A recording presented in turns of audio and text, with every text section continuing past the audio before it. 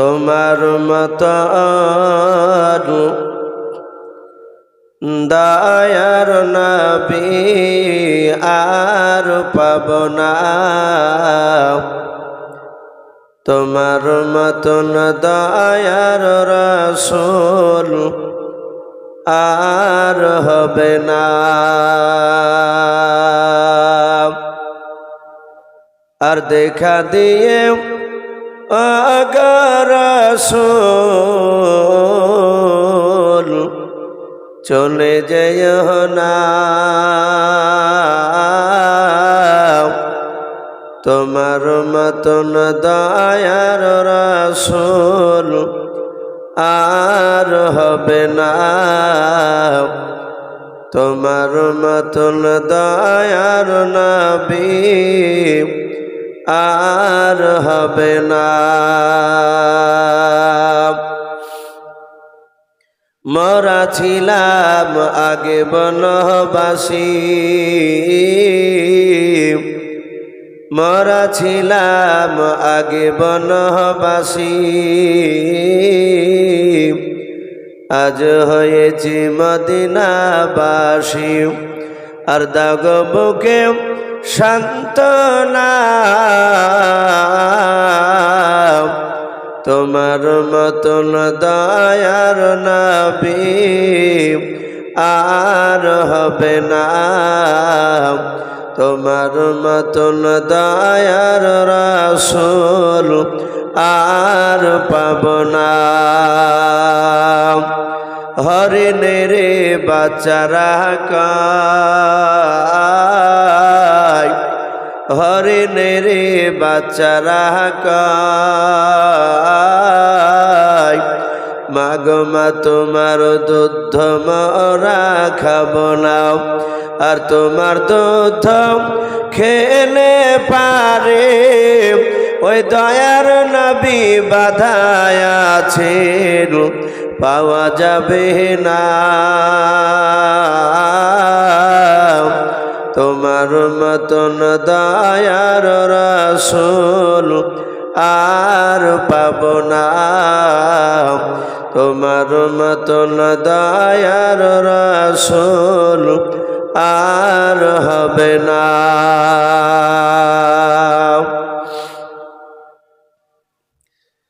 শ্রদ্ধেয় জনাব,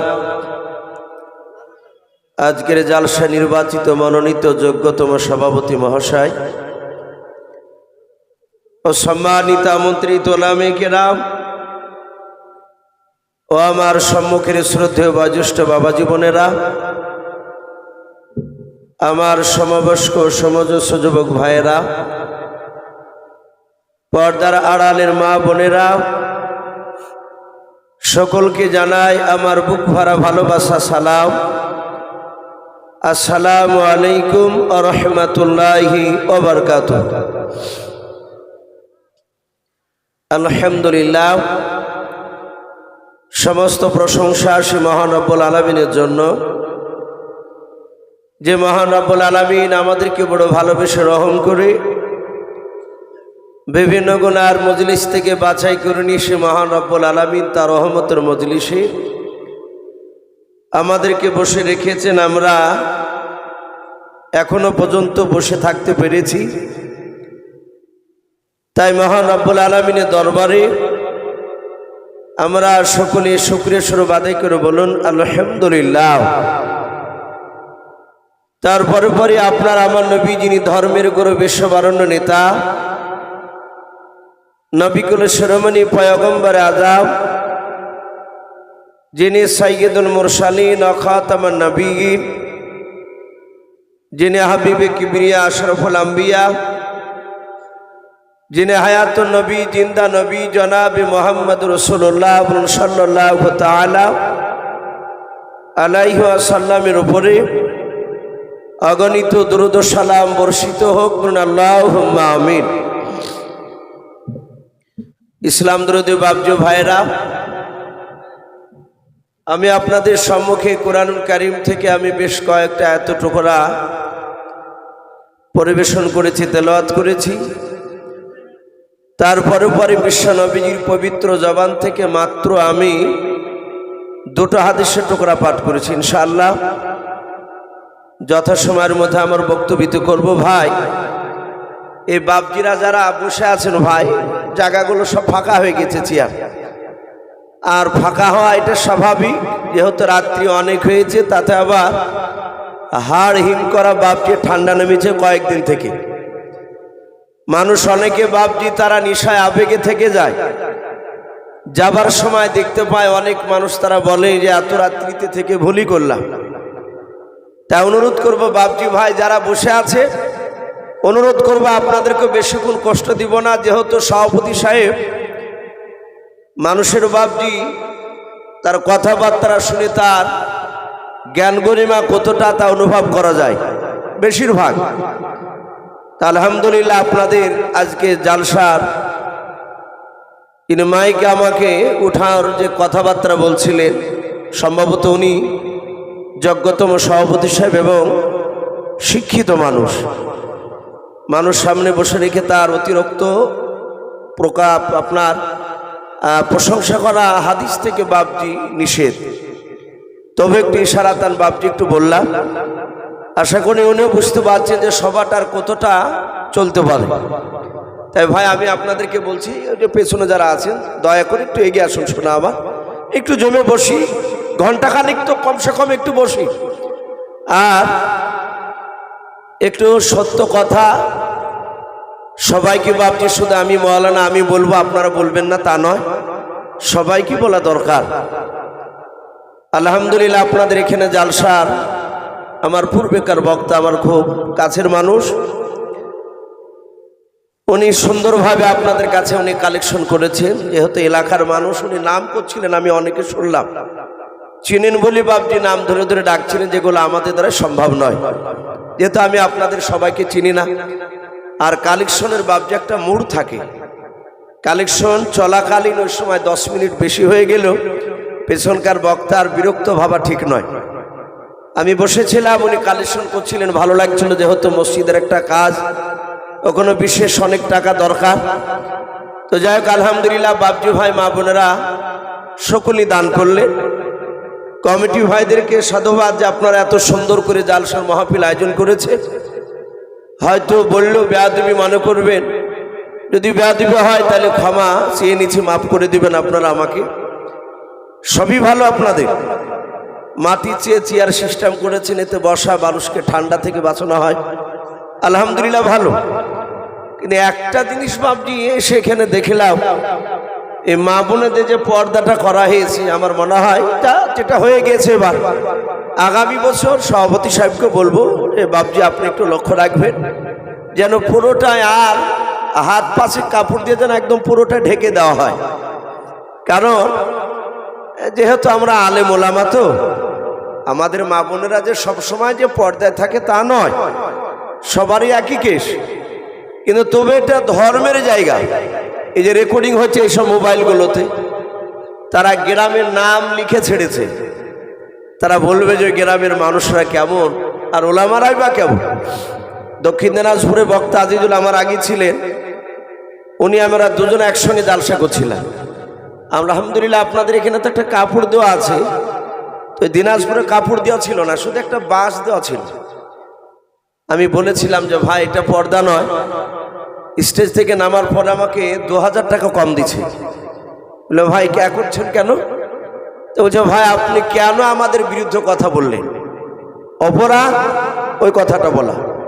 এই জন্য আমি কমিটি ভাইদের কাছ থেকে ক্ষমা চাইব। ভাই কিছু মনে করবেন না, আপনারা আমার ছোট ভাই, আমি আপনাদের বড় ভাই হিসাবে কথাগুলো বলছে। আগামীতে ইনশাল্লাহ পর্দা হবে। আর মা বোনদেরকে বলবো আপনারা একটু জমে বসুন। ভাই জমে বসা এটা হচ্ছে নবীদের সুন্নাত। নবীজি বলেছেন কোরআন বাপজি সুন্নাতের কথা যারা মানবে তারা আমার হচ্ছে উম্মাত, তারা আমার উম্মাতি। আর যারা মানবে না তারা হচ্ছে বাপজি রাসূলুল্লাহর উম্মাত নয়। আমরা সকলেই জানি যে রসুলের জামানায় বাপজি যারা রসুলের কথাগুলো মেনেছিল তাদেরকে সাহাবা বলা হয়। যারা বেটা ছিলে, কথা থেকে একটু কান করবেন ভালো করে, রসুলের জামানায় বাপজি যারা বেটা ছেলে রসুলের কথাকে মেনেছিল তাদেরকে সাহাবা বলা হতো। নবীর জামানায় মেয়েরা রসুলকে মানতেন, তাদেরকে সাহাবিয়া বলা হতো। বেটা ছেলে সাহাবা হলে দেখেন তাদের নামের পরে বলতে হয় আবু বকর সিদ্দিক রাদিয়াল্লাহু তাআলা আনহু, হযরত সালমান ফারসি রাদিয়াল্লাহু তাআলা আনহু। আর সেই সময় মা বোনেরা যারা ঈমান এনেছিলেন, যেমন হযরত মা খাদিজাতুল কুবরা রাদিয়াল্লাহু তাআলা আনহা। তাহলে বেটা ছেলের মেয়ে ছেলের মধ্যে পার্থক্য, মেয়েদের ক্ষেত্রে বলা হবে আনহা আর বেটা ছেলেদের ক্ষেত্রে হবে আনহু, এটাই পার্থক্য। রসুলের জামানায় যারা রসুলের দিনকে মানে নাই, সুন্নাতের উপরে যারা আমল করেনি, তারা বাপজি সেই সময় ছিল বেঈমান। তারা আবু জেহেল আমরা জানি। রসুলের সবচেয়ে বড় দুশমন তার নাম ছিল আবু জেহেল বলে আমরা জানি। এখানে অনেক বাপজি ভাই আছে, হয়তো অনেকে শুনেছেন, মনে নাও থাকতে পারে। তবু বাপজি আমি একটু আপনাদের কাছে একটু জানতে চাই, আবু জেহেলের আসল নাম আপনাদের মনে আছে কারো? ওর আসল নামটা কি ছিল? আবু লাহাব নয়, আবু জেহেলের আসল নাম ছিল আমর ইবনে হিশাম। আমর ইবনে হিশাম, হিশামের বেটা আমর। মক্কার লোকেরাই আমর ইবনে হিশাম অর্থাৎ আবু জেহেলকে তার জ্ঞান গরিমা দেখে, সে মূর্খ ছিল না। এই আবু জেহেল এই শব্দের অর্থ হচ্ছে মূর্খের বাপ, এটার মানে এটা আরবি শব্দ। কিন্তু এই মূর্খের বাপ আগে মক্কার লোকেরা বলতো না, এটা রাসূলুল্লাহ বলেছে। আবু জেহেলকে মক্কার লোকেরা আমর ইবনে হিশাম থেকে, আমরা দেখিনি স্কুলে চাকরি পেলে তাদেরকে মাস্টারমশাই বলি, হয় আব্দুল জলিল, নাহলে আব্দুল গাফফার, নাহলে ইয়াসিন, যে কোনো একটা নাম থাকে। আমরা তার জ্ঞান, যে ছেলেদেরকে যে একটা শিক্ষা দেয়, সে আলেম হোক আর মাস্টার যে হোক না কেন, পৃথিবীতে তাদের উপর দিয়ে শ্রেষ্ঠ মানুষ আর নাই ভাই, যারা শিক্ষা দেয় মানুষকে। মাদ্রাসায় বাপজি পড়ায়, এটা একটা শিক্ষা। স্কুলে পড়ায়, এটাও একটা শিক্ষা। কোনো মাস্টারে বলে না যে বাপ তুই বড় হয়ে তুই মদ খেয়ে বেড়াগা, এ কথা বলে? কেউ বলে না। সবাই বলে যে ভালো বাবা, ভালো হয়ে চলতে হবে, সমাজে ভালো হতে হবে। এই কথাগুলি তো ভালোর নির্দেশ। তো এই মক্কার লোকেরা এই আবু জেহেলকে, আমর ইবনে হিশামকে আবুল হিকাম বলে ডাকতো, জ্ঞানীগুণী বুদ্ধিজীবীর বাপ বলতো। সেই সময় আবু জেহেল উচ্চ শিক্ষায় শিক্ষিত ব্যক্তি ছিল, সে একবারই অজ্ঞ ছিল না। কিন্তু আমার রাসূলুল্লাহ বাপজি পৃথিবীর বুকে নারী আর পুরুষ মিলে বাপজি, ইমানদার আর বেঈমান মিলে 10 থেকে 11টা মানুষের রাসূলুল্লাহ লাকাব দিয়েছিলেন। যে নামগুলো রাসূলুল্লাহ বের করেছিলেন, পৃথিবীর মানুষ নাই সে নামগুলো বাপজি কেটে দিতে। আমরা জানি একজন সাহাবার নাম আবু হুরায়রা। প্রতিটা দেখবেন ওলামায়ে কেরাম, হুফাজিনে কেরাম, শাইখিনে কেরাম, মুহাদ্দিসিনে কেরাম খুতবা পড়লে, মাদ্রাসা হোক মসজিদে হোক, যেখানে যাক বক্তব্য দিতে গেলে পড়ে ওয়া নাবি হুরায়রা তা ক্বালা নবী সাল্লাল্লাহু তাআলা আলাইহি ওয়াসাল্লাম, পড়ে না? এই যে আবু হুরায়রা, এই নামটা রাসূলুল্লাহ দিয়েছিলেন। এর আসল নাম আবু জেহেলে যেমন ভালো নাম ছিল বললাম, এই আবু হুরায়রা এরও বাপজি একটা ভালো নাম ছিল আব্দুর রহমান। আব্দুর রহমান বিন আউফ, আউফের বেটা আব্দুর রহমান। ইনি এত দামি সাহাবা নবীজি দরবারে হয়ে গিয়েছিলেন। প্রথমে তিনি দামি ছিলেন না। আল্লাহ রসুলের মাদ্রাসা মক্কা থেকে নবীজি হিজরত করে মদিনাতে গিয়ে সর্বপ্রথম যে একটা মাদ্রাসা বানিয়েছিলেন, ওই মাদ্রাসাটা রাসূলুল্লাহ নাম দিয়েছিলেন আসহাবে সুফা। সাহাবারা সেখানে রাসূলুল্লাহর ছাত্র ছিলেন। আর ওই ছাত্রের মধ্যে আব্দুর রহমান তিনিও ছিলেন, এই যার নাম আবু হুরায়রা বলে আমরা পরে জানলাম। এই আব্দুর রহমান নবীজি দরবারে বাপজি 24 ঘন্টা থাকতেন, নবী যেখানে যেতেন সেখানে যেতেন। 3 মাস ধরে বাপজি রাসূলুল্লাহ দরবারে আছে, ওর হাদিস মুখস্থ হয় নাই। সকালবেলায় শুনে বইকালে জিজ্ঞাসা করলে আর মনে থাকে না। আল্লাহর নবী জনাবে মুহাম্মদ রাসূলুল্লাহ সাল্লাল্লাহু তাআলা আলাইহি ওয়াসাল্লাম মসজিদে নববীতে বাপজি বক্তব্য রাখছিলেন। আল্লাহর নবীর সাহাবা আব্দুর রহমান তিনি সাহাবাদের মাঝখানে বসেছিলেন। নবীর চেহারার দিকে চেয়ে চেয়ে বাপজি তিনি কান্না করেছিলেন। আল্লাহর নবীর সাহাবা আব্দুর রহমানের দিকে তাকিয়ে বললেন, আব্দুর রহমান তুমি আমার দিকে তাকিয়ে থেকে কেন কান্না করেছো বলো? হযরতে আব্দুর রহমান হাত দুখানা এইভাবে জোড় করে ডাক দিয়ে বলেছিলেন, নবী গো আপনার দরবারে মাস 3 ধরে রাসূলুল্লাহ হাদিস আমি শুনেছি, নবী শুনে নাও। আমি একটা হাদিস আপনার কাছে শোনাতে পারবো না। নবী বলেন, ইচ্ছাকৃত কি শোনাবা না? বলে হুজুর নাও, আমার একটা হাদিস মুখস্থ না, সব ভুলে যায়। আল্লাহর নবী বলেন, সাহাবা আর তোমাকে কান্না করা লাগবে না, তুমি একটু কাছে এসো, আমার কাছে এসে বসে যাও। আব্দুর রহমান বাচ্চা ছেলের মতো বাপজি নামাজের কায়দায় তিনি বসে বললেন। আল্লাহ রসুলের মাথায় ছিল পাগড়িখানা, নবীজি বাপজি বরকতময় পাগড়িখানাকে খুললেন। হাদিসে পাওয়া যায় নবীজির পা থেকে পর্যন্ত বাপজি মাথা পর্যন্ত নয়, সারা বাপজি দেহটা অঙ্গ প্রত্যঙ্গ নবীজির বাপজি বরকতে বাপজি ভরা ছিল। আল্লাহর নবীর পাগড়িখানা খোলার পর নবী আমার এই আরবিতে আপনার এই আঙুলটাকে শাহাদাত আঙুল বলা হয়, এই আঙুলটা দিয়ে আল্লাহর নবীজি বাপজি দুটো দাগ টেনে দিলেন। আল্লাহর নবী বলেন, আব্দুর রহমান আর কান্না করো না, তুমি রে সাহাব এই দাগটা নিয়ে দিলাম, এই পাগড়িখানাও তুমি নাও, নিয়ে তোমার বুকের সাথে একটু জড়ে ধরাও। আব্দুর রহমান বলেন, আমি বুকের সাথে রুমাল খানাও, নবীজির পাগড়িখানা আমি ধরে আমি জড়ে ধরলাম। আব্দুর রহমান আবেগে থাকতে না পেরে রে বাবা ওই রুমাল খানা পাগড়ি খানা মুখে বাপজি বলালেন, চুমা দিয়ে দিলেন। আল্লাহ রসুল নিয়ে নিলেন। আব্দুর রহমান তিনি বলেন, খুদার কসম করে বলে আমি ও সেদিন থেকে নিয়েও নবীজের কথাগুলো নবী আমার দরবারে যা বলতেন মৃত্যুর আগ পর্যন্ত আমি একটা কথা বলি নাই। বলুন সুবহানাল্লাহ।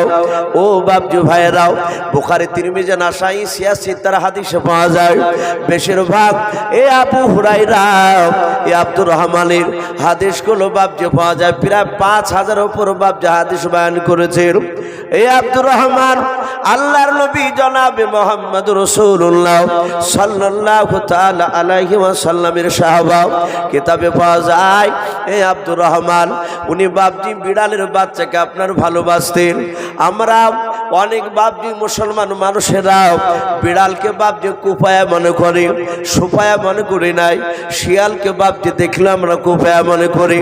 অনেক মুসলমান ড্রাইভারকে দেখতে পাওয়া যায় 2 চাকা 4 চাকা চলে গেলে রাস্তার এপার থেকে ওই পারে যদি বাপজি বিড়াল যেতে দেখা যায়, অনেক ড্রাইভাররা ইচ্ছাকৃত বাপজি চাপা দিয়ে মেরে দেওয়ার চেষ্টা করে। আর যদি বাপজি না মারতে পারে অনেক সময় দেখা যায় গাড়িকে থামিয়ে দিয়ে বাপজি ইন্টো চিহ্ন দিয়ে দেয়। অনেক ড্রাইভারকে দেখা যায় ওই কাছে এইভাবে, যাকে গুণ চিহ্ন বলি আমরা, অনেকে থুতু ফেলে 3 বার, গাড়িকে থামিয়ে দাঁড়িয়ে থাকে। বলে ভাই সব করছো কেন? বলে বিপদ আসতে পারে। এগুলো বাপজি শিরিক, এগুলো মুসলমানদের বাপজি করা যাবে না। কারণ আমরা জানি রসুলের সাহাবাই আব্দুর রহমান নবীজির দরবারে সব সময় থাকতে, এবং এই আব্দুর রহমান তিনি বিড়ালকে ভালোবাসতেন। হাদিসে এসেছে আব্দুর রহমান বিড়ালকে এভাবে বগল করে নিয়ে ঘুরে বেড়াতে। আমরা ওই গ্রামে দেখতে পাই বান্দর খেলা যারা নিয়ে বেড়ায়, সাইকেলে গেলে দেখতে পাই হ্যান্ডেলে বসে নাই, নাহলে অনেকের গলায় ঘুরি বসে নিয়ে ঘুরে বেড়ায়। ওই আব্দুর রহমান তিনি বিড়ালের বাচ্চাকে নিয়ে ঘুরে বেড়াতেন। সব মানুষেরা জানতেন এর কাছে বিড়াল ভরা আছে। আসরের নামাজের সময় হয়েছে, মসজিদে নববীতে রাসূলুল্লাহ বসে আছে। আব্দুর রহমান হাইয়া আলাস সালাহ হাইয়া আলাল ফালাহ শুনে চলে গিয়েছে। সাহাবারা আজান শুনলে আর বসে থাকতেন না, নামাজে গিয়ে তকবীরে তাহারিমা বাবজি ধরতেন। একবারে তকবীরে তাহারিমা উলার সহিত নামাজ পড়তে। আমরা অনেকে তো আজান হওয়ার পরও অনেকে খেলাধুলা করি, যাচ্ছি ধরবো জামাত, কিন্তু সাহাবারা একবার আল্লাহু আকবার রাসূলুল্লাহর বলার সাথে সাথে ওনারা আল্লাহু আকবার বলতেন। তা আব্দুর রহমান তিনি আজান শুনে চলে গিয়েছেন ওই বিড়ালের বাচ্চা নিয়ে। বারান্দাতে বিড়ালের বাচ্চাটাকে রেখে বদনা থেকে পানি নিয়ে আসলেন। তখন বদনার সময় ছিল, এখনকার মতো ট্যাপ ছিল না। তো বদনাতে নিয়ে এসে ওযু করছেন পানি নিয়ে। আর রাসূলুল্লাহ মসজিদে নববীর দরজায় বাবজি বসে বসে দৃশ্যখানা দেখছে। ওই আব্দুর রহমান, বিড়ালটা ছিল পিপাসিত অবস্থায়। এই বদনাতে পানি নিতে যে হাত দুখানে কবজি পর্যন্ত ধুচ্ছে, আর ওই বিড়ালের বাচ্চাটা কাছে গিয়ে বদনায় মুখ লাগাতে যাচ্ছে পানি খাওয়ার জন্য। আব্দুর রহমান বাঁ হাত এইভাবে সরে দেয়, আবার উজু করে, আবার মুখ দিতে যায়, আবার সরে দেয়। কেতাবে লিখেছে ৬-৭ বার বাবজি আব্দুর রহমান সরে দিলেন। নবীজি তখনও কিছু বলেন নাই। ওই বসে বসে নবীজি তার ওযুখানা দেখছেন, ওযু করা, আর আব্দুর রহমানের দেখছেন ওই বিড়ালটাকে সরিয়ে দেওয়াটা। আব্দুর রহমান তখন প্রায় কহিনা পর্যন্ত ধুয়ে ফেলালছে। সাহাবা দেখলেন এ তো শুনে নাই। পা ধোয়ার আগে বদনাতে পানি ছিল, একটু নিচু করে বলছে লেখা। বিড়ালটা তৃপ্তি সহকারে পানি পান করলো। রাসূলুল্লাহ মুচকি মুচকি হাসছেন। নবীজি পেছন থেকে আরবিতে বললেন, এই আবু হুরায়রা, বলুন আলহামদুলিল্লাহ। তাহলে তার নাম ছিল আব্দুর রহমান। নবীজি আরবিতে বললেন, এই আবু হুরায়রা, মানে এই বিড়ালের বাপ। রসুলের ভাষা যদি আরবি না হয় বাংলা হতো, তাহলে নবী এখানে আবু হুরায়রা বলতেন না, এই বিড়ালের বাপ। সারা পৃথিবীর মানুষ বাপজি এই আব্দুর রহমানকে সবাই আবু হুরায়রা বলি চিনে। আব্দুর রহমান বলে বাপজি কেউ হাদিস পাঠ করে না। এইভাবে রাসূলুল্লাহ এই আবু সেহেলেরও নামটা বাপজি দিয়েছিলেন, এমনি দেয় নাই। এই বেঈমান আবু সেহেল সেই সময় খুব জ্ঞানী মানুষ। লোকেরা আমর ইবনে হিশাম বলে ডাকতো না, বলে আবুল হিকাম, জ্ঞানী গুণী বুদ্ধিজীবীর বাপ। সে রাসূলুল্লাহকে এত বাপজি অত্যাচার চালিয়েছিল, নবীজিকে এত কষ্ট দিয়েছিল। কেতাবে লিখেছে আবু জেহেল আমার বিশ্ব রসুলের বিরুদ্ধে সে কি করেছে, দিনের বেলাতে তার বিবিকে বলছে, বিবি দেখো তো ঘরের বাইরে কেউ আছে কিনা। ওর বিবি ঘরের বাইরের দিকে তাকিয়ে বললে কেউ নেই। বলে কেউ নেই, বলে নেই, বলে দরজা লাগিয়ে দাও। দরজা লাগিয়ে দিয়ে আবু জেহেল বাড়ির ভিতরে আইকিনে, যাকে আমরা উঠোন বলি, উঠোনে দাঁড়িয়ে ছোট ছোট বাপজি কাকর যে পাথরগুলো একেবারে কুচেলি পাথর, ওই পাথর কয়েকটা হাতে ভরে নিয়ে মুঠ বেঁধে নিয়েছে। পাঞ্জাবির পকেটে আবু জেহেল এভাবে হাত ভরে নিয়ে চলে গেল, রাসূলুল্লাহ কোথায় আছে, নবীজি কোথায় আছে দেখ। যেমন আপনাদের আলীনগর একটা বড় বাজার জায়গা, রাসূলুল্লাহ আর বাপজি মক্কা নগরে বিশ্ব নবী কলেমার কথা বলছিলেন। হঠাৎ করে বাপজি সেখানে দেখছে রাসূলুল্লাহকে বেঈমান আবু জেহেল। আবু জেহেল ডাক দিয়ে বলেছিল, গুহাতে যাও, আমি তোমার কাছে খুঁজে খুঁজে তোমাকে এখানে দেখতে পেলাম, অনেকক্ষণ ধরে খোঁজাখুঁজি করেছিলাম। আল্লাহর নবী জনাবে মুহাম্মদ রাসূলুল্লাহ সাল্লাল্লাহু তাআলা আলাইহি ওয়াসাল্লাম। নবী বললেন, চাচা বলুন কেন আমাকে খোঁজ করেছিলেন। বলে ভাতিজা তুমি নবুয়ত দাবি করেছো, আজ কদিন হতে চললো? বলে হ্যাঁ। এই ভাতিজা, তুমি যদি নবুয়ত, যদি প্রকৃতি যদি নবী হও, সত্যিকারে যদি নবী রাসূল হও, তাহলে বলে আমার হাতের ভিতরে কি ভরা আছে সেটা তোমাকে বলা লাগবে। আল্লাহর নবী জনাবে মুহাম্মদুর রাসূলুল্লাহ সাল্লাল্লাহু তাআলা আলাইহি ওয়াসাল্লাম নবী আমার বলেন, চাচা আমি জবান দিয়ে বলবো না, আপনার হাতে যা ভরা আছে তাতে সাক্ষী দেবে, কথা বলবে। আবু জেহেল বলল, ভাতিজা আমার হাতের ভিতরে যা আছে তাতে কথা বলবে? বলে হ্যাঁ। ওগো চাচা, তুমি তো আমাকে সত্য নবী বলে মানো না? বলে না। বলে তোমার হাতের ভিতরে যা আছে তাতেই আমাকে সত্য নবী বলে সাক্ষী দেবে। আবু জেহেল বলল, কই দেখি দেখি, তুমি একটু হুকুম করো, বলতে পারে কিনা সেটা দেখে। আল্লাহ রাসূল বাপটি ইশারা করলেন, সঙ্গে সঙ্গে বাবা পাথর পড়তে লাগলো কলমা লা ইলাহা। একটু ভাই গভীর রাত্রি হয়েছে, একটু পড়ে নিলাম।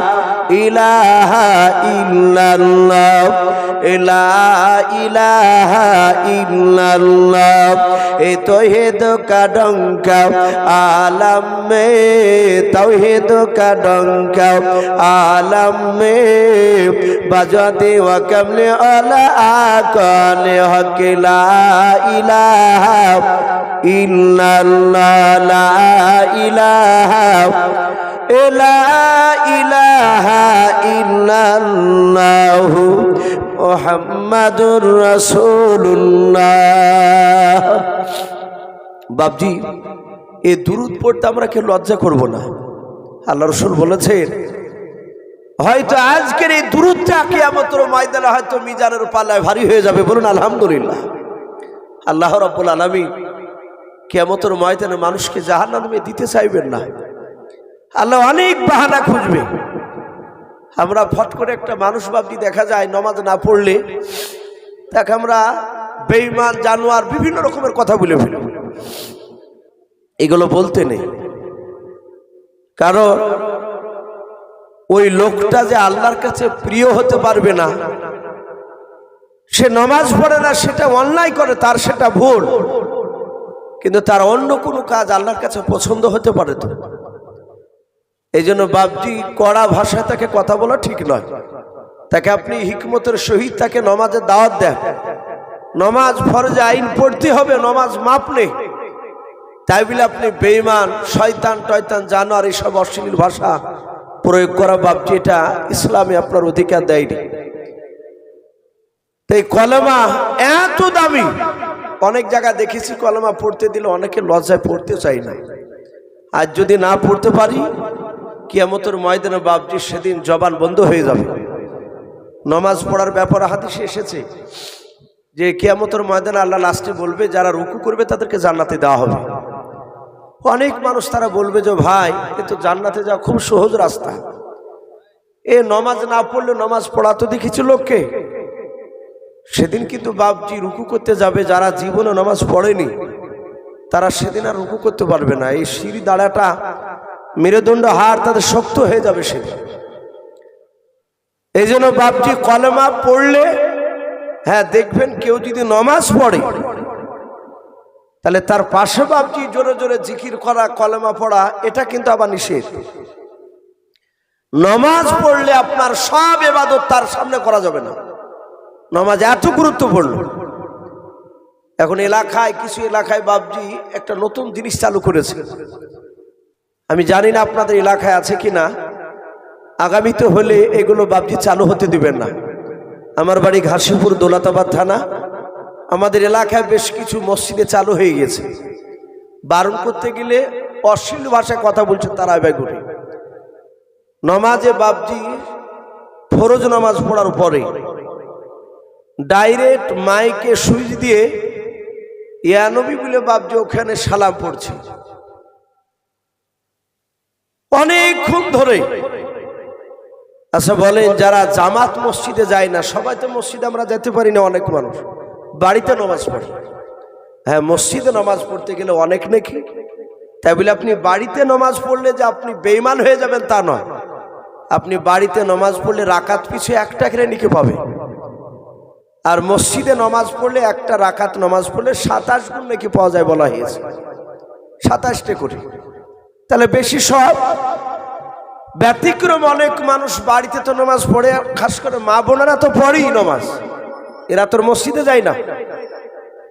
এখন মাইকে যদি ওখানে যদি বাপজি জোরে জোরে মাইকে আওয়াজ হয়, আর মা বোনেরা যদি বাড়িতে নামাজ পড়ে, তাহলে ধাক্কা লাগলে তার ইবাদতের ঘাটতি আসবে। এই জন্য বাপজি আপনি জিকির করলে মসজিদে নামাজের মাইকটা বন্ধ করুন, করে দেখেন যে মসজিদে কেউ আর নামাজ পড়ছে না, সবারই নামাজ হয়ে গেছে, তখন দলবদ্ধভাবে আপনি কলেমা জিকির করেন, এতে কেউ বাধা দিবে না। কিন্তু নামাজ দেখবেন যে কেউ নাই, এখানে কারো ইবাদতের ক্ষতি হবে না, সেখানে কলেমা পড়লে পড়বে যে কোনো মজলিসে। আমি বলছিলাম আল্লাহ রাসূল ইশারা করলেন, আর দেখছেন বাপজি ওই পাথর তার হাতের ভিতরে কলেমা লা ইলাহা ইল্লাল্লাহু মুহাম্মাদুর রাসূলুল্লাহ সাল্লাল্লাহু আলাইহি ওয়াসাল্লাম এই কলেমা পড়ছে। আবু জেহেল ভাবল মুহাম্মদ সাল্লাল্লাহু আলাইহি ওয়াসাল্লাম মনে হয় এটাকে জাদু করেছে, রসুলের কথাকে মানল না, চলে গেল। তখন আবুল হিকাম বলি মানুষ জানত। আবু জেহেল ওই দিনকে রাত্রিবেলায় উদবা সাইবা আবু সুফিয়ান আর আবু লাহাব, আরে আবু জাহাল যাকে আবু জেহেল বলে, এই কুখ্যাত 5 লিডার বাপজি তারা একত্রিত হলো। 5টাই মক্কা নগরের তাবুর তাবুর নেতা কাফেরের মধ্যে। সেই সময় বদমাই যারা করতো তাদের মধ্যে নেতা এরা। সঙ্গে সঙ্গে আবু জেহেল ডেকে বলল, ভাই মুহাম্মদ সাল্লাল্লাহু আলাইহি ওয়াসাল্লাম অতি বড় বেড়ে গেছে, ওখানে রাসূলুল্লাহর আপন চাচা আবু লাহাব আছে। হাদিসে এসেছে নবীজির বাপজি কয়েকটা চাচা না, টোটাল চাচা ছিল, নবীর আব্বার ভাই ছিল 10টা। আব্দুল্লাহ, রসুলের আব্বার নাম ছিল আব্দুল্লাহ, আরে আব্দুল্লাহর ভাই ছিল টোটাল 10টা। আর এই 10টার মধ্যে বাপজি সবাই ইমানদার ছিল না। নবীজির কিছু চাচা ছিল ইমানদার, আর কিছু চাচা ছিল বেঈমান। আর ঘরে শত্রু বাপজি না থাকলে সে লোকটাকে ধ্বংস করতে পারবে না। একটা বাহিরকার মানুষ আপনার দুশ্মনী করে খুব আপনাকে ক্ষতি করতে পারবে না, যতক্ষণ পর্যন্ত আপনার বাড়ির লোক ওই দুশ্মনের সাথে না সাথ দিবে, তার আগে আপনাকে ধ্বংস করতে পারবে না। রসুলের বাপজি বাড়ির লোক আপন চাচা এ আবু লাহাব এ প্রকাশ্য নবীর বিরোধিতা করত। নবীজির কয়েকটা চাচা ঈমান এনেছিল, যেমন আব্বাস রাদিয়াল্লাহু তাআলা আনহু নবীজির আপন চাচা। নবীজির আরেকটা চাচা আমির হামজা, যাকে রাসূলুল্লাহ আল্লাহর সিংহ বলে ডাকতেন, বলুন আলহামদুলিল্লাহ। আমির হামজা রাসূলুল্লাহর আপন চাচা। এই 2 হাতে নবী বলেছেন 50টা যুবকের শক্তি আল্লাহ একাই তাকে দান করেছেন। এই আমির হামজা। নবীর আরেকটা চাচা আবু তলিব, আমরা জানি এই লোকটা জান্নাতি না জাহান্নামী, বাপ একটু বলে। আবু তলিব জাহান্নামী, এ জান্নাত যেতে পারবে না। নবীকে আল্লাহ ডাইরেক্ট বলেছেন আপনার চাচা আবু তলিব জাহান্নামী। কিন্তু রাসূলুল্লাহকে নবীজির আপন চাচা আবু তলিব এত ভালোবাসতো, সে নবীর সুন্নাতকে মানেনি, কিন্তু নবীকে ভালোবাসতো। নবীর প্রকাশ্য সে দুশমন করেনি। আমার বিশ্ব রাসূল পবিত্র জবানে বলেছেন, আমার চাচা আবু তালিব আমাকে যতটা ভালোবাসতো, পৃথিবীর মানুষ আবু বকর ছাড়া কেউ ভালোবাসতে পারেনি। হাদিসে এসেছে রাসূলের চাচা আবু তালিব এত ভালোবাসতো। তার ভালোবাসার একটা কথা বাপজি হযরতে সালমান ফারসি রাদিয়াল্লাহু তাআলা আনহু তিনি তুলে ধরেছেন। সিরাতে হালবিয়া বলে একটি কিতাব রাসূলুল্লাহর জীবনীতে এসেছে। ওই কিতাবটিতে পাওয়া যায় নবীজি বাপজি একেবারে শুরু জামানায় যখন 40 বছর বয়স হলো, গারে হেরায় সর্বপ্রথম যে কোরআন নাযিল হলো, সূরা আলাক, ইকরা বিসমি রাব্বিকাল্লাযী খলাক ইলা আখিরিল আয়া। আমরা এই যে সূরাটা রাসূলের কাছে প্রথম নাজিল হলো, এই নাজিলের অনেক ঘটনা আছে, আমি ওদিকে যাব না। নবীজি সেদিন থেকে কলেমার দাওয়াত দিতে শুরু করলেন সব মানুষকে। 1, 2, 3 করে রাসূলুল্লাহর 14 দিন হয়েছে কলেমার দাওয়াত দেওয়া, সবে মাত্র 14 দিন। মক্কা নগরে চৌরাস্তার মোড়ে রাসূলুল্লাহ 8-10টা লোককে বাবজি কলেমার দাওয়াত শোনাছিলেন। সবাই তারা রাসূলের কথা শুনছিল। আবু জেহেল, উতবা, সাইবা, আবু সুফিয়ান, এই 4 নেতা এরা রাসূলুল্লাহর কাছে গিয়ে বাবজি নবীজির গলাখানকে আবু জেহেল ধরল। রাসূলকে তো সে মানে না, নবীকে এমন ভাবে ধাক্কা দিল, রাসূলুল্লাহ পড়ে গেলেন। হুড়মুড় করে পড়ে গিয়ে রাসূলুল্লাহর কপালে পাথরে আঘাত লেগে রাসূলুল্লাহর কপালটা ফেটে গেল, 2-4 ফোঁটা রক্ত বেরিয়ে গেল, জায়গাটা ফুলে আছে। আবার আবু জেহেল রাসূলুল্লাহর পেছন দিক থেকে বাবজি জামাটা ধরে বলে, এই মা মরা ছেলে, আগামী কাল থেকে যেন আমাদের বাপ দাদার বিরুদ্ধে আর কথা বলবি না। রাসূলকে হুমকি দিয়ে বাবজি হুমকি দিয়ে তাকে গলায় ধাক্কা দিয়ে আবার বের করে দিল। কিতাবে লিখছে ওই সময়তে রাসূলুল্লাহর আপন চাচা আবু তালিব, উনি ওই সময় যাচ্ছিলেন মক্কা নগরে। আবু তালিব রাসূলকে না মারল, মক্কা নগরে কুরাইশ বংশ ছিল নবীজির, আর ওই কুরাইশ বংশের বাবজি এই নেতা ছিলেন আবু তালিব তৎকালীন সেই জামানায়। আবু তালিবকে মক্কার লোকেরা আবু জেহেলের মতো সম্মান দিত মানুষেরা। তখন এক একটা গোত্রের এক একটা লোক নেতা হতো, এটাকে বংশ বলি আমরা। আবু তালিব কাছে গিয়ে বলল, ভাই আবু জেহেল কি ব্যাপার? এই উতবা, সাইবা, তোমাদের সবাইকে এখানে দেখতে পাওয়া যাচ্ছে? বলে হ্যাঁ। আবু জেহেল বলল, ভাই আবু তালিব, তুমি খোঁজ রেখেছো? বলে খোঁজ কি? কিসের খোঁজ? বলে তোমার ভাতিজা কলেমার দাওয়াত দিয়ে বেড়াইছে, নতুন দিন প্রচার করছে, আমার বাপ দাদার বিরুদ্ধে কথা বলছে। সঙ্গে সঙ্গে আবু তালিব বলল, আমরা তার কথাকে মানি নাই, আমি আমার বাপ দাদার ধর্মের ওপর অটুট হয়ে আছি, আমি তো মানি না তাকে।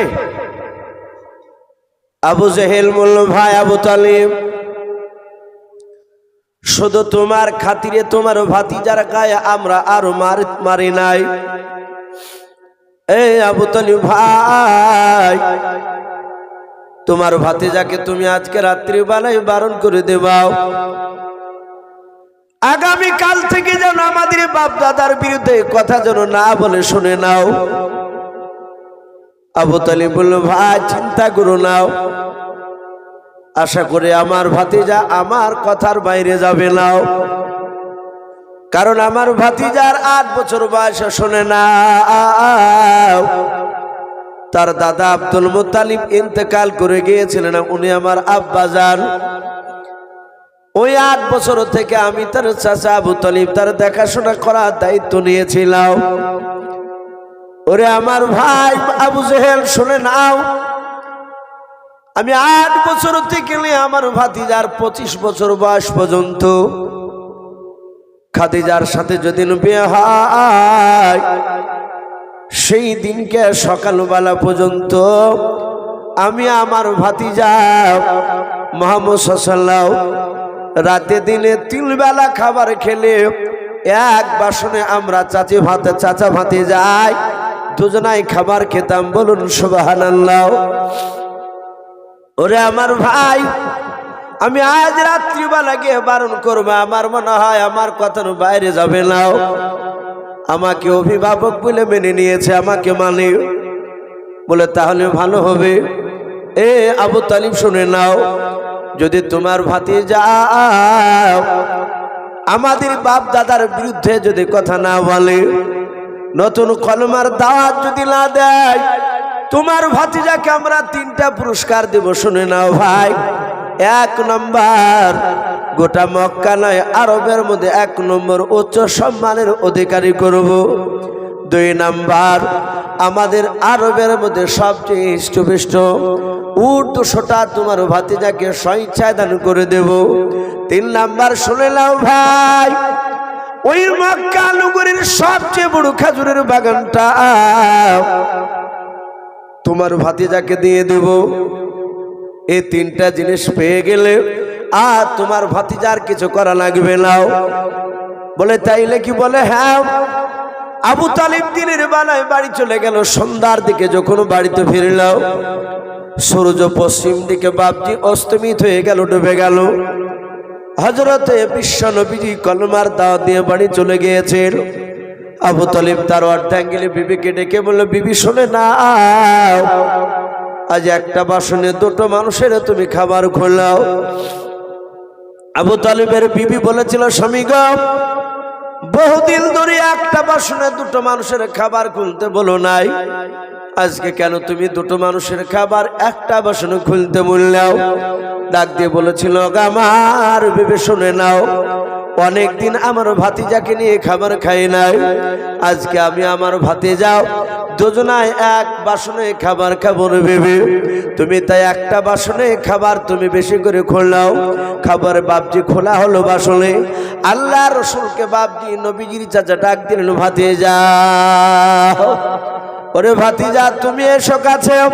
আল্লাহর নবী জনাবে মুহাম্মদ রাসূলুল্লাহ সাল্লাল্লাহু তাআলা আলাইহি ওয়াসাল্লাম বিশ্বদরদী নবী বাপজি চলে আসলেন। আল্লাহর নবী যে ডাক দিয়ে বলে, চাচা আপনি আমাকে ডাকলেন? বলে হ্যাঁ বাবা। আল্লাহর নবীজিকে বললেন, বাবা খাবারের কাছে বসে যাও। আল্লাহ রসুল বসলেন, নবীর চাচা আবু তালিব বাপজি বসে গেলেন। আল্লাহর নবীজিকে আবু তালিব ডাক দিয়ে বাপজি নাই বলে, মনে চিন্তা করলাম, আমি যদি আমার ভাতিজাকে খাবার খাওয়ার আগে একবার যদি বলি, ভাতিজা তোমাকে কে আবু জেহেল দিনের বেলায় কি তোমাকে বারণ করেছে কলমার দাওয়াত দিতে? তোমার সাথে কি আবু জেহেলের দেখা হয়েছিল? আবু তালিব মনে চিন্তা করেছে, এই কথাগুলো যদি জিজ্ঞাসা করে, আমি যদি এখনই খাবার খাওয়ার আগে যদি বলি কলমার দাওয়াত দিতে যেও নাও, আমার মনে হয় আমার ভাতিজা রাগ করে দুঃখ করে হয়তো আর খাবার খাবে নাও। আর আমার ভাতিজা খাবার না খেলে আমি তার চাচা সারা রাত ঘুমাতে পারবো না। বলুন সুবহানাল্লাহ। এখান থেকে বাপজি আমাদের একটা শিক্ষা নেওয়া দরকার। আমরা অনেক এখানে সন্তানের বাপজি আছে, এখানে বাবা আছে। আমাদের সন্তানরা অনেক সময় ভুল করে। এরা তো এখন ভুলের সময়। 17 বছর, 18 বছর, 15 বছর ছেলে যাই বুঝান, এই সময়তে বাপজি সেই বুঝ তাদের মধ্যে আসে না। এরা ভুল করে, পরবর্তীকালে বুঝতে পারে যেটা আমার ভুল হয়েছে। সন্তান ভুল করলে অনেক বাপজি তাকে খেতে দেয় না, বাড়ি থেকে বের করে দেয়। জনম দুঃখিনী মা সহ্য করতে পারে না, স্বামী বাড়িতে নেই, লুক করে বাড়িতেই বাটাকে ডেকে নিয়ে এসে বাসনে খাবার খুলে খেতে দেয়। অনেক বাড়িতে দেখা যায়। খেতে দিয়েছে, ছেলে বাপটি দেখছে আব্বা নাই, মা খাওয়াচ্ছে, আব্বা তো খাবার খেতে দিব না বলেছে। 2-3 বার খাবার মুখে দেওয়া হয়েছে লোকমা, আর অমনি বাপ ঢুকে গেছে। বাপ ঢুকে বাপটি তার মেজাজ হাই। বাপটি রাগ সামলাতে না পেরে ছেলের সামনে থেকে খাবারের বাসনকে কেড়ে নেয়। বেরিয়ে যা বাড়ি থেকে, তাই বলে। সন্তান রাগ করে থাকতে না পেরে ওই সন্তানে দেখা যায় সকালবেলায় শোনা যায় হয় গলায় দড়ি দিয়েছে, না হলে বাপজি বিষ খেয়ে মারা গেছে। এরকম অনেক সন্তান দুর্ঘটনা ঘটে যায়। এই জন্য বাপজি সন্তানকে খাবার খেতে দিয়ে খাবার কেড়ে নিতে নেই। খাবার খেয়ে নে, ভুল হয়েছে তাকে আপনি তাকে সেভাবে হিকমত সহিত তাকে বোঝানোর চেষ্টা করুন। আমার মনে হয় মানুষকে খাবার খেতে দিয়ে খাবার কেড়ে নিলে ওর ওপর দিয়ে মনে হয় পৃথিবীতে আর আঘাত নেই। একটা বুদ্ধিজীবী মানুষের কাছ থেকে খাবার খেতে দিয়ে যদি হঠাৎ করে যদি তার বাসনটা কেড়ে নেওয়া যায়, সে বুঝতে পারে কষ্ট কতটা। কতটা বাপজি দুঃখ পায় সেই জানে। আবু তালিব চিন্তা করলো না, একে এখন বলা যাবে না, খাবার খেয়ে নেক তারপরে বলবো। একজন বেঈমান হয়ে বাপজি সে বুদ্ধি খাটিয়েছে, সে জায়গায় বলা যাবে না। আবু তালিব বলল, ভাতিজা খাবার তুমি খেতে শুরু করে দাও। আল্লাহর নবী জনাবে মুহাম্মদ রাসূলুল্লাহ সাল্লাল্লাহু তাআলা আলাইহি ওয়াসাল্লাম নবীজের চাচা আবু তালিবের মুখের দিকে তাকিয়ে হাত খানা নবীজি জোর করে বলেছিলেন, চাচা বেয়াদবি হলে কিছু মনে করবেন না। ওগো চাচা, সে 8 বছর থেকে 25 বছর পর্যন্ত খাদিজাকে বিয়ে করার 3 পর্যন্ত চাচা আপনি আমি একসঙ্গে খাবার খেতে বসলে একটা বাসলে, চাচা গো আপনি না খেলে আমি খাবার খেতাম না, বলুন সুবহানাল্লাহ। বাপজি আরেকটু বসি বাপ, আমরা আখিরি দোয়া নিয়ে বাড়ি যাবো। বাপ আরেকটু বসি, শেষ দোয়া, ঠিক আছে আরেকটু বসি। আল্লাহ রাসূল ডাক দিয়ে বললেন, গো চাচা আপনি খাবার আগে না খেলে আমি খাবার খাই না, এটা আপনি ভালো জানেন। চাচা আপনি আগে খাবার খান, তার উপরে আমি খাবার খাবো। আবু তালিব আর রাসূলের কথা শুনে বাপ যার ধৈর্যের বাঁধ ধরে রাখতে পারলেন না, হাও মাও করে তিনি কেঁদে ফেললেন। আল্লাহ রাসূলকে বাপজি বুকের সাথে জড়ে ধরে বলছেন, নবীজিকে ডাক দিয়ে বলেন, ওগো ভাতিজা এত ভালোবাসো তুমি আমাকে। নবীজি বলেন, চাচা আমি জন্ম নেওয়ার পর আব্বা জানকে দেখতে পাই নাই, আমি আব্বা বলে ডাকতে পাই নাই, আমি আপনাকে আমার আব্বার চেয়ে বেশি ভালোবাসি। আল্লাহর নবীজির চাচা আবু তালিব বলল, বাবা আর না বলে থাকতে পারলাম না, বাবারে তাড়াতাড়ি বললো আজ দিনের বেলায় আবু জেহেল উতবা সাইবাদের সাথে কি তোমার দেখা হয়েছিল বলো। আল্লাহ রাসূল বাচ্চা ছেলের মতো ফুপিরা ফুপিরা কাঁদে আর বলেন, আল্লাহর নবী বলেন, চাচা দিনের বেলা ওদের সাথে আমার দেখা হয়েছিল। বলে ওরা তোমাকে কিছু বলেছিল? বলে চাচা এই দেখেন আমাকে গলায় ধাক্কা দিয়ে তারা ফেলে দিয়েছিল, পাথরে আঘাত লেগে কপালটা ফেটে গিয়েছে গো চাচা। হযরতে আবু তালিব নবীজির কপাল ফাটা জায়গায় আবু তালিব বাপজি জোরে ধরে বাপজি কপালে চুমা দিয়ে দিলেন। বলে আবু জেহেল তোমাকে মেরেছে? বলে হ্যাঁ। আল্লাহর নবী বলে, চাচা আমি কোনো অন্যায় করি নাই, আমি শুধু জান্নাত জাহান্নামের কথা বলছিলাম। মানুষ জাহান্নাম থেকে কিভাবে জান্নাতে যাবে ওই কথাগুলো আমি তাদের সামনে শোনাছিলাম। ওগো চাচা আর আমার কথাগুলো শুনলো না তো বটি, আমাকে আর বলতে দিল না, গলায় ধাক্কা দিয়ে আমাকে ওখান থেকে তাড়িয়ে দিল। বলল বাবা আগামী কাল থেকে জানার কলমার দাওয়াত দেবে না। আল্লাহর নবীর চাচা ডাক দিয়ে বলেছিল, বেটারে তুমি চলে যাওয়ার পর আমার সাথে আবু জেহেলেদের দেখা হয়েছিল, তাদের চাউনি দেখে ভালো লাগলো না, তাদের চোখগুলো মোটা মোটা হয়েছিল। ওরে ভাতিজা ডাক দিয়ে বলেছে, ওগো ভাই আবু তালিব তোমার ভাতিজা যদি আগামী কাল থেকে যদি কলমার দাওয়াত বন্ধ না করে দেয় তোমার ভাতিজাকে আমরা মারতে বাধ্য হব। ওরে বাবা যখন তোমাকে মারবো বললো তখন আমার মনে হলো আসমানটা ভেঙে একেবারে মাথায় যেন পড়ে যাচ্ছে, মনে হচ্ছিল সে সময়। এই বাবা তোমাকে মারলে আমি সহ্য করতে পারবো না। ওরে ভাতিজা তাই তোমার আমি হাত দোকানা জোরে ধরে বাবা আগামী কাল থেকে আর কলমার দাওয়াত দিও না। বাবা কলমার দাওয়াত যদি তুমি বন্ধ করে দাও তাহলে আবু জেহেলরা তোমাকে 3টা পুরস্কার দেবে।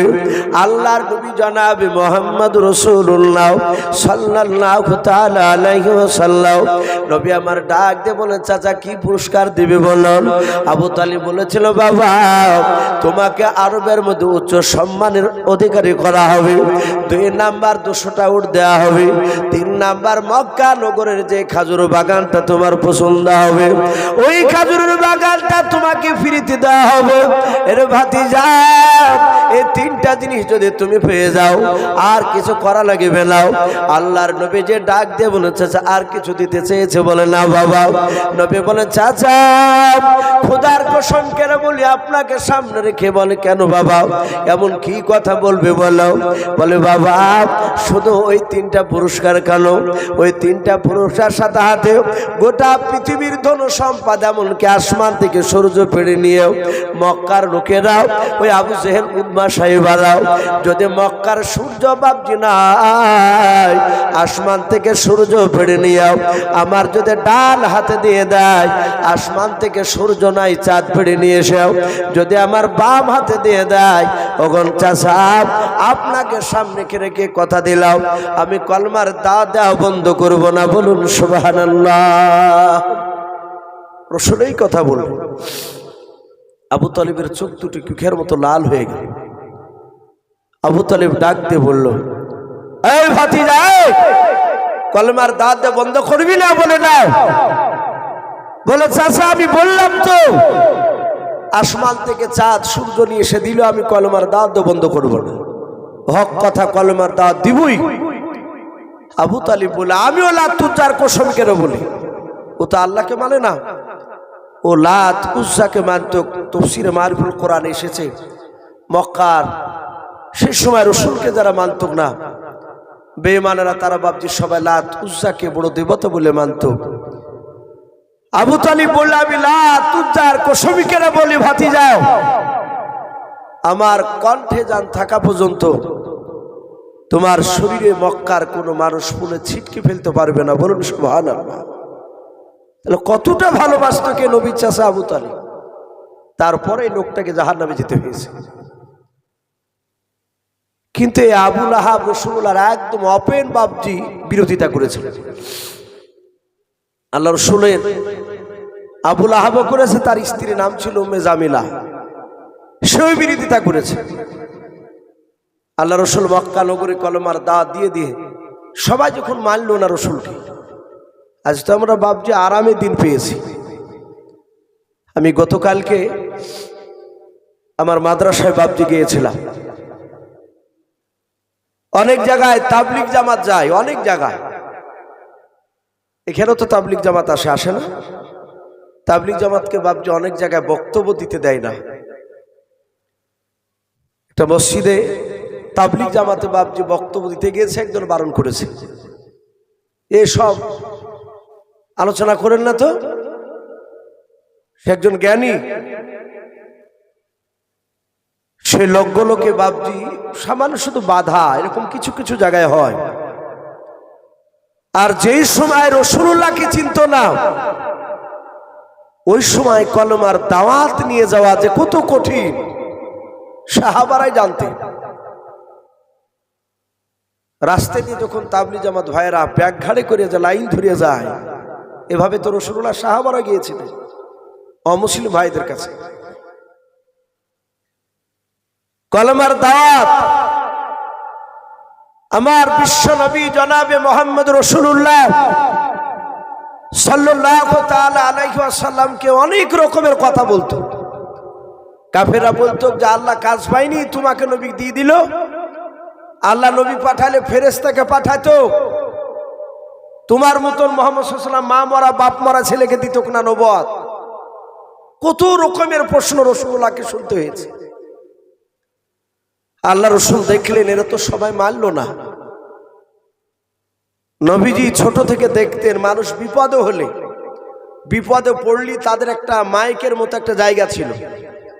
আমাদের যেমন মসজিদে বাবজি 5 ওয়াক্ত নামাজ দেখেন আজান হয়, এই 5 ওয়াক্ত নামাজের টাইম বাদ দিয়ে অন টাইমে যদি মাইক যদি একটু বাজে যদি বলে আসসালামু আলাইকুম, তোমনি দেখেন যারা কাজ করে কাজ বন্ধ করে দেয়। চিল্লালে বলাই চিল্লাইস না তো ভাই, দাঁড়া দাঁড়া দাঁড়া, মসজিদে কার মনে হয় মওতের খবর দিচ্ছে। এ বিশেষ ঘোষণা বললি জানতো যে বিপদ। তো রসুলের জামানায় বাবজি যারা বিপদে পড়তো তখন তারা ওই মক্কা নগরে একটা পাহাড় ছিল, পাহাড়টা এখনো আছে, তার নাম হচ্ছে কুবা পাহাড়। কি নাম বললাম? কুবা। ওই পাহাড়ের চূড়ায় দাঁড়িয়ে ডাকতো, ওগো মক্কার লোকেরা।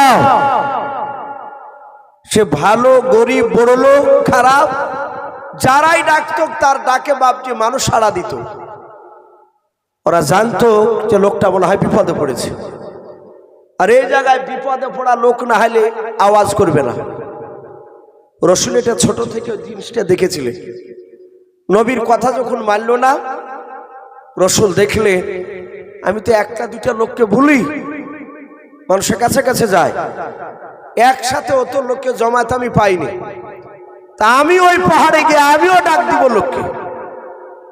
নবী কুবা পাহাড়ে উঠে চিৎকার করে আবার ডাক দিলে। সবাই ভাবিল তা আলামিন সত্যবাদী। আল্লাহ রসুলকে সবাই নাম ধরে ডাকত না, আলামিন বলে ডাকত, সত্যবাদী, সিদ্দিক এই শব্দে ডাকত রাসূলুল্লাহকে। রহমতের নবী ডাকলেন আর সব নারী পুরুষ বৃদ্ধ বৃদ্ধা সবাই ছুটলো, চল দিনে ওই আলামিন কেন ডাক দিয়েছে, বেচারা মনে হয় কোনো বিপদে পড়েছে। সবাই পাহাড়ের সামনে বাপজি ফাঁকা জায়গায় ময়দানে তারা বসে আছে। আল্লাহ রাসূল পাহাড়ের চূড়ায় দাঁড়িয়ে বললেন, হে মক্কার বাপজি ভাইরা, মা বোনেরা, তোমরা আমাকে কি সবাই সত্যবাদী বলে মানো? সবাই বললে হ্যাঁ, এক বাক্যে আমরা তোমাকে সবাই সত্যবাদী বলে মানি। ডাক দিয়ে বলল, মক্কার লোকেরা কি বলতে চাইছো আলামিন বলো। আল্লাহর নবী বললেন, আমি পাহাড়ের চূড়ায় আছি, পেছন দিকটা তোমরা দেখতে পাচ্ছ না, আমি দেখতে পাচ্ছি। আমি সামনে পেছনে ডানে বামে চারিদিকে দেখতে পাচ্ছি। এই মক্কার লোকেরা, আমি যদি বলি পেছন দিকে তোমার দুশমনরা এসে বসে আছে তোমাদেরকে মারার লেগে, এটা কি বিশ্বাস করবা? সবাই বলল আমরা মেনে নিলাম। এই আলামিন তোমাকে আমরা মিথ্যাবাদী বলে জানি না, সত্যবাদী বলে জানি। সঙ্গে সঙ্গে আল্লাহর নবী বললেন, আমার বন্ধুরাও, মৃত্যুর উপর ভয়ঙ্কর কঠিন জায়গা আছে জাহান্নাম। তোমরা আমার সাথে জাহান্নাম থেকে যদি বাঁচতে চাও তাহলে পড়ে নাও লা ইলাহা ইল্লাল্লাহ। সব বাপজি মক্কার লোকেরা, ছোট বড় বাপজি সবাই পড়তে লাগলো কলমাও। আর ওই সময় নবীজির চাচা আবু লাহাব বাপজি ওই মাহফিলে উপস্থিত ছিল। আপন চাচা ডাক দিয়ে বলেছিল, গো মক্কার লোকেরাও, এই মুহাম্মদ সাল্লাল্লাহু আলাইহি ওয়াসাল্লামের কথা শোনো না, আমাদের বড় মূল্যবান টাইমটাকে নষ্ট করে দিলাও। এই টাইমটায় অনেক কাজ ধরে পেতাম। এ পাকা ভণ্ড আমার ভাতিজা, তোমরা আমার চেয়ে একে চিনো নাও, আমার ছোট ভাই আব্দুল্লাহর সন্তান। এইভাবে বাপজি নবীর বিরোধিতা শুরু করে দিলাও। কলমা পড়তে পড়তে সবাই কলমা পড়া বন্ধ করে দিল। আল্লাহর নবী বাপজি কান্না শুরু করে দিলেন। বেমার আবু লাহাবের স্ত্রী উম্মে জামিলা আর এক প্রান্তর থেকে বাপজি দাঁড়িয়ে বলেছিল, ওগো মক্কার লোকেরা, আমার এই যে আলামিন তোমরা যাকে বলে ডাকছো আমার ভাইপোকে, শুনে নাও, এই লোকটার কথা তোমরা মেনে নাও। একে যদি তোমরা মারতে পারবা, যারা মারবাও তাদেরকে আমার গলার হার বিক্রি করে আমি তোমাদেরকে টাকা দেব। বাপজি এই কথা যখন বলল, সাথে হাতে সেদিনই সূরা লাহাব অবতীর্ণ হয়েছিল। ফি জিদিহা হাবলুম মিন মাসাদ, লাস্টের আয়াতটা তো বলতে চেয়েছিল উম্মে জামিলাকে। আবু লাহাবের ব্যাপারে তো বললো সে ধ্বংসশীল, তার দুই হাতকে ধ্বংস করে দিলাম। যত লোক কলমা পড়তে পড়তে আবার বন্ধ করে দিল। এরা জাহান্নামে কিয়ামতের ময়দানে এরা লাকড়ি হবে, আর ওই লাকড়ির আগুনে জ্বলবে আবু লাহাব। তার স্ত্রী যে সোনার গলার হার বিক্রি করে, যাকে আমরা মালা বলি, এই মালা বিক্রি করে যে বাপজি আপনার দিবে, বলা হয়েছে ওকে কিয়ামতের ময়দানে সেদিন আগুনের বেড়ি পরে তার গলায় বাপজি আপনার পরি দিয়ে তাকে জাহান্নামে বাপজি টেনে নিয়ে যাওয়া হবে তাকে। তো ভাই যাই হোক, আমি বলছিলাম সেই রাসূলুল্লাহ খুব কষ্ট করে দিনের দাওয়াত পৌঁছালছিলেন, আমরা আজ পেয়েছি আরামে। বাপজি রাত্রি অনেক হয়ে যাচ্ছে, আমাকে আমার পূর্বেকার বক্তা তিনি বলছিলেন যে হয়তো শেষের বেলা ইসু সাহেবের হাতে কিছু দিবেন। আপনারা যথেষ্ট আলহামদুলিল্লাহ দানের হাত আপনারা বাড়িয়েছে। এই কয়েকজন মা বোনের কাছ থেকে অনেক দান এসেছে, আপনাদের কাছ থেকে এসেছে।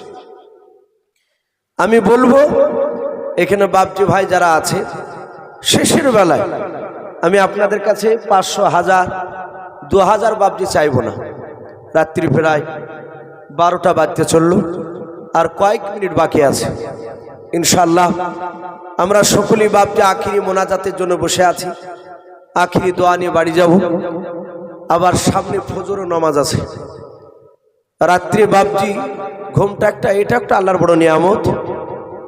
আমাদের দেশে হয়তো প্রথা দাঁড়িয়ে গিয়েছে যে যত রাত পর্যন্ত মাইক বাজবে, লোক থাকুক বা না থাকুক, সকালবেলায় আমরা গর্ব করি যে হ্যাঁ বিরাট জালসা হয়ে গেল।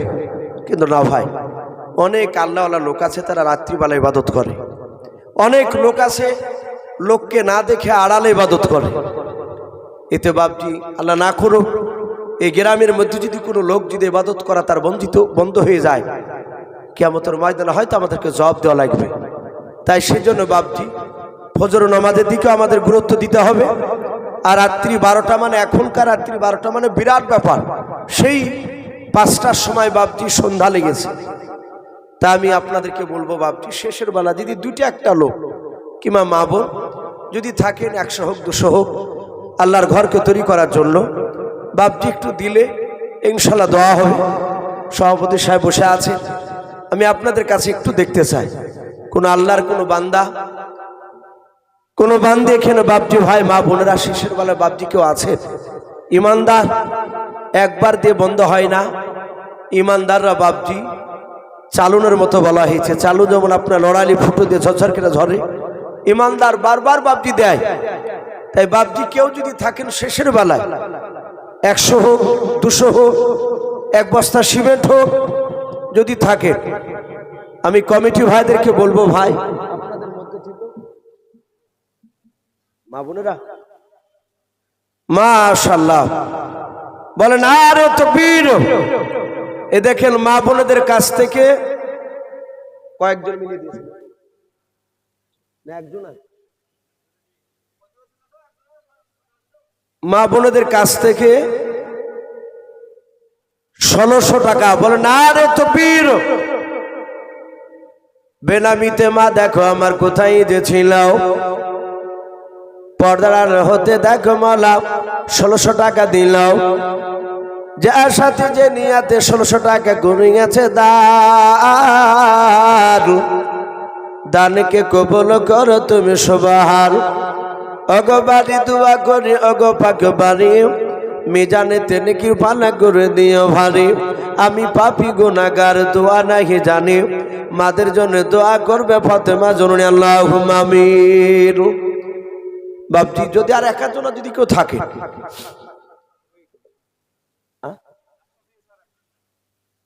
আর একজন বেনামিতে মা আমার কোথায় যে ছিল, পর্দার আড়াল হতে দেখো 100 টাকা দিল। 100 টাকা বলে মোলা করিও না হেলাও, নেকের খাতায় মোলা লিখিও গো মেলাও। যার সাথে যে নিয়াতে করিয়াছে দানকে কবুল করো তুমি সুবহান। ওগো বাড়ি দোয়া করি ওগো পাক রব্বানাও, জান্নাতে খেলায় তুমি আঙ্গুর বেদানাও। আরো দোয়া করি মোলা তাহার জন্যতে সুখে শান্তি রেখো তুমি দুনিয়ার বুকে আল্লাহুম্মা আমিন। আর একজন মা বোনদের কাছ থেকে দেখো মোলা কোথায় যে ছিল, পর্দার আড়াল হতে দেখো 100 টাকা দিল। 100 টাকা মোলা করিও না হেলাও, নেকের খাতায় মোলা লিখিও গো মেলাও। আর 500 টাকা নেবো। সুবহানাল্লাহ। কি নাম ভাই? নিজাম। মাশাআল্লাহ।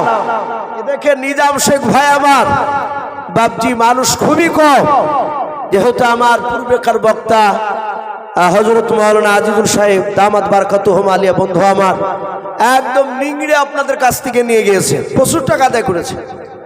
নিজামুদ্দিন শেখ ভাই আমার এখানে বাড়ি, উনি বলছেন 10 বস্তা সিমেন্টের দাতাও আর নগদ 500 টাকা। বলেন মারহাবা, বলেন আরে তাকবীর। এই নিজামুদ্দিন শেখ ভাই আমার কোথায় যে ছিল, শেষের বেলা এসে দেখো 500 টাকা আর 10 বস্তা সিমেন্ট দিয়ে গেল। যে সাথে যে নিয়াতে 10 বস্তা সিমেন্ট আর 500 টাকা করেছে দান, দানকে কবুল করো তুমি সুবহান। অগবাড়ি দোয়া করি অগ পাক বাড়ি, মিজানেতে নেকির পাল্লা করে দিও ভারী। বলেন আল্লাহুম্মা আমিন। মাশাআল্লাহ, আলহামদুলিল্লাহ। ভাই আমি ভাবতে পারিনি যে আপনারা এইসব মানুষগুলো বাপজি শেষের বেলা দিবে।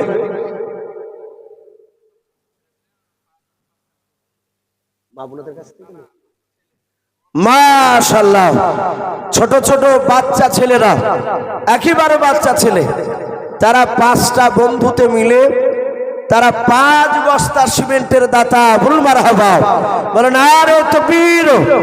আল্লাহ, যে 5টা ছেলে বেনামিতে বাচ্চা ছেলে তোমার বান্দা 5 বস্তা সিমেন্ট দান করেছে, 1 বস্তা করে গো মওলা, তুমি তাদের 5টা ছেলের ঈমান হযরত আলী মুর্তজা রাদিয়াল্লাহু তাআলা আনহুর মতো বানিয়ে দাও। বলুন আল্লাহুম্মা আমিন।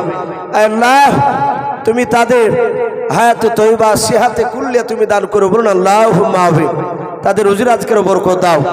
আল্লাহ, যারা দান করছে, যারা করতে পারে নাই, তুমি সকলকে নবীজির চেহারা না দেখে আমাদের মত দিও না। বলুন আল্লাহুম্মা আমিন। ভাই আর যদি কেউ থাকেন, 1 ব্যক্তি আসি, ইনশাআল্লাহ দোয়া হবে। আর খাস করে কমিটি ভাইদেরকে বলবো, ভাই এদিক ওদিক ঘোরাঘুরি না করে আপনারা চলে আসুন প্যান্ডেলের ভিতরে। আর যেসব বাপজি ভাইরা এদিক ওদিক ঘোরাফেরা করছেন, ভাই আমি আপনাদেরকে বলবো, আর দোয়া মুখ্য ইবাদত, দোয়া হচ্ছে সমস্ত ইবাদতের মাগাজ। আমি বলবো ভাই আপনারা এসে একটু দোয়া নেওয়ার জন্য প্যান্ডেলের ভিতর চলে আসুন।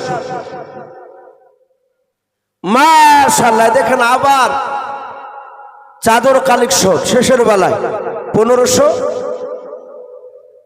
মা বোনদের কাছ থেকে 1530,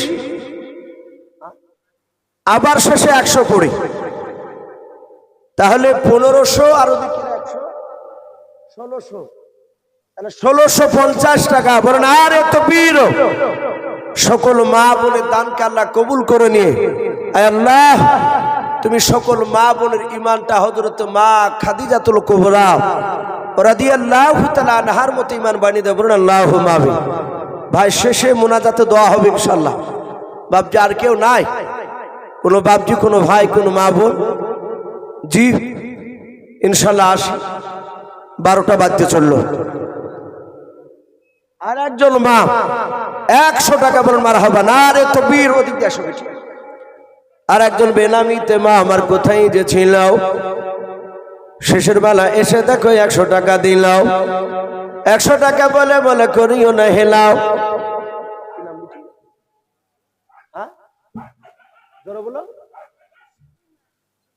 মুসলিমা নামেতে দেখো বিটি আমার কোথায় যে ছিল, পর্দার আড়াল হতে এসে দেখো ছোট বিটি মুসলিমা 100 টাকা দিলাও।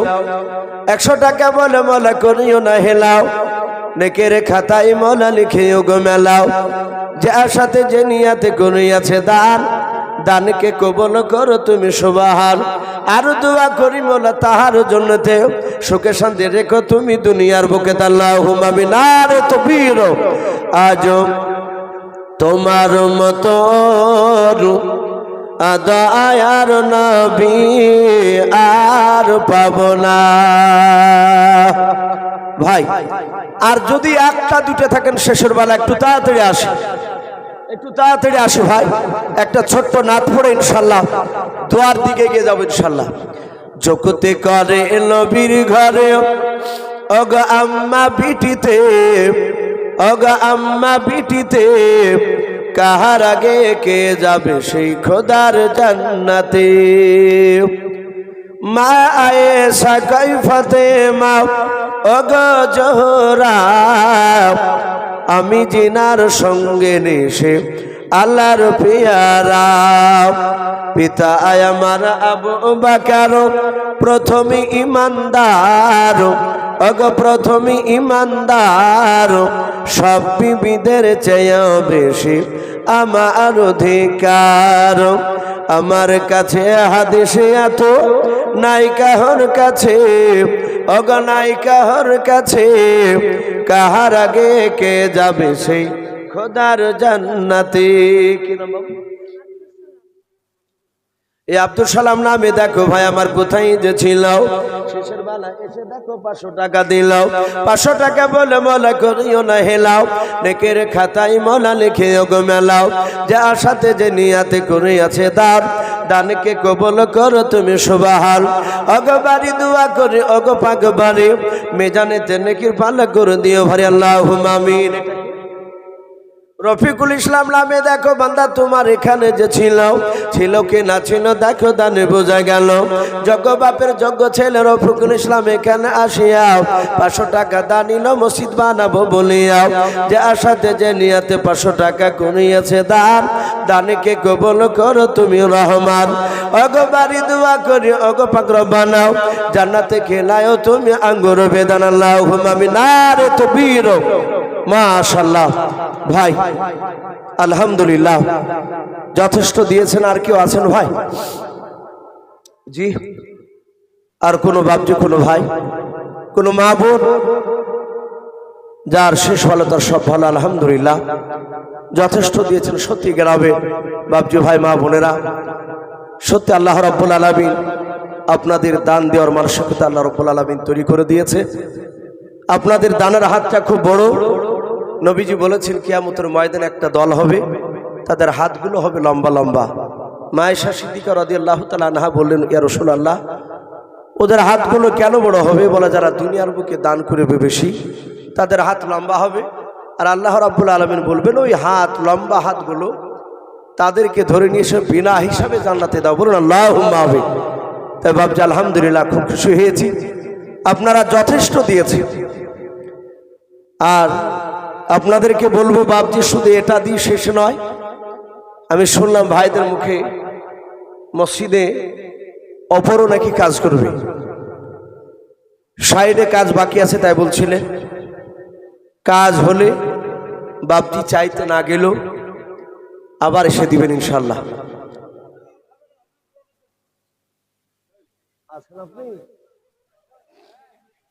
যাক ভাই দেখ হুজুর আছে এখনো যায়নি তো বাপজি ওই একজন বাপজি ওখানে চলে যাচ্ছিলেন ইশারা করেছি আঙুল দেখাচ্ছিলেন উনি কষ্ট করে বসে আছে। তো যাই হোক ভাই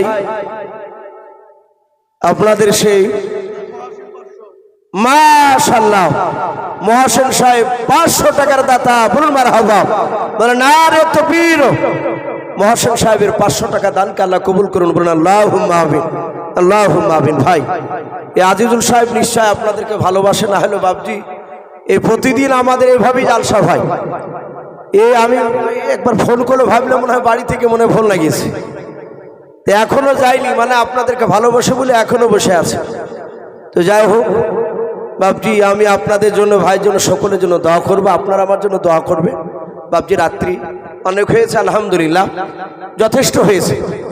তো যাই হোক আর লম্বা ছাড়া করবো না, সভাপতি সাহেবকে বলবো